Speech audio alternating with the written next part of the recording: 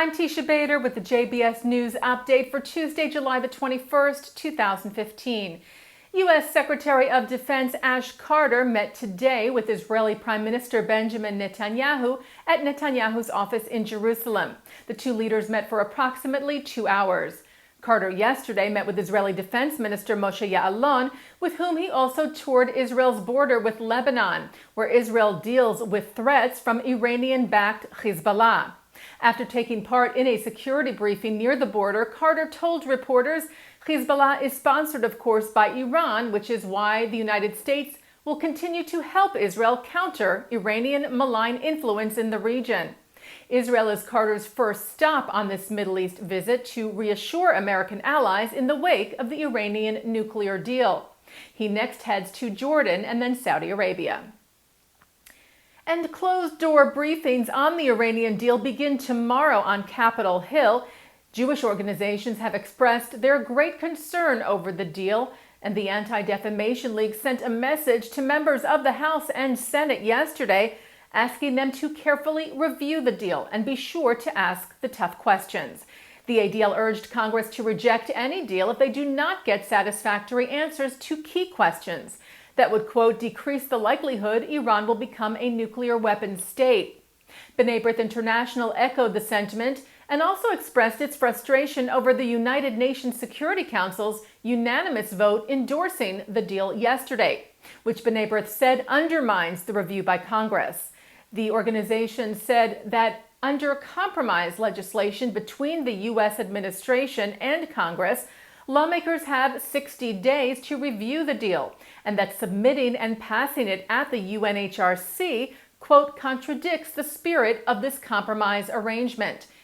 Israel's ambassador to the UN, meanwhile, Ron Prosor, held a press briefing immediately following the Security Council vote yesterday, calling it a grave error whose consequences will become clear to all in years to come, but that for Israel, quote, tomorrow is already too late.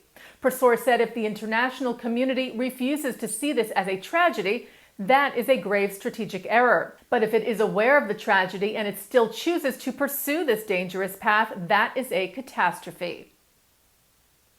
The University of Strasbourg in France is handing over remains of Holocaust victims to the city's Jewish community. The Jewish Daily Forward reports that the remains were discovered earlier this month by historian Rafael Toledano. They were being kept as anatomy specimens at the university's Institute of Forensic Medicine, originally part of a collection by SS Captain August Hirt. The university's administration had reportedly denied their existence for years. The remains will now be buried at the Kronenberg Jewish Cemetery. A husband and wife team of Nazi hunters were recognized in Germany for their life's work. Beat and Serge Klarsfeld were presented the country's highest honor, the Order of Merit, for bringing Nazi war criminals to justice, including helping to locate former Nazi chief Klaus Barbie back in the 70s.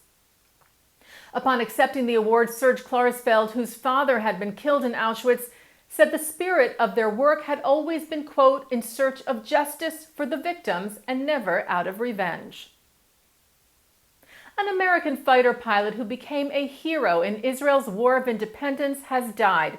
Louis Lou Lenart was a U.S. Marine who joined in the fight to help the new state of Israel. He led the Israel Air Force's first attack against advancing Egyptian forces during the War of Independence in 1948. The Air Force at that time consisted of 4 planes, one of which was flown by future President of Israel, Ezer Weizmann. News reports later praised Lenart as the man who saved Tel Aviv. Lenart later took part in the airlift of Iraqi Jews to Israel and flew for El Al Airlines. He also produced 6 feature films, including Iron Eagle and Iron Eagle 2, and was featured in the Nancy Spielberg film Above and Beyond. Lenart passed away yesterday from heart and kidney failure at the age of 94. He is survived by his wife, daughter, and grandson. 5 former IDF soldiers took part in last week's Wounded Warrior Project Soldier Ride in New York. The 5, injured during their military service, rode alongside wounded American veterans in Manhattan and Long Island through the Friends of the IDF, who partnered with Wounded Warriors for this unique cycling event. And turning now to our programming for tonight, Tuesday, July the 21st, At 7:30, the founding president of the International Fellowship of Christians and Jews, Yechiel Eckstein, addresses the 2015 Jerusalem Post Conference in New York City. Then at 8, feminist scholar Phyllis Chesler describes how the left turned on her because of her support of the State of Israel in an exclusive JBS coverage of his gap. At 9 o'clock, Mark Golub sits down with Amir Shlomian, who talks about the Jewish-Arab kindergarten he founded in Israel, Ein Bustan an L'chaim. And at 10, a replay of Sundays Live at 5, the new JBS program directly from the English-speaking radio station in Jerusalem, the Voice of Israel. And coming up right after this newscast tonight, Thinking Out Loud with Micah Halpern. And a programming note, tomorrow's news will begin an hour earlier than usual due to the live coverage JBS will bring you of the Stop Iran Now rally in New York City's Times Square, which begins at 5:30. And that's the JBS News Update for Tuesday, July the 21st, 2015. I'm Teisha Bader.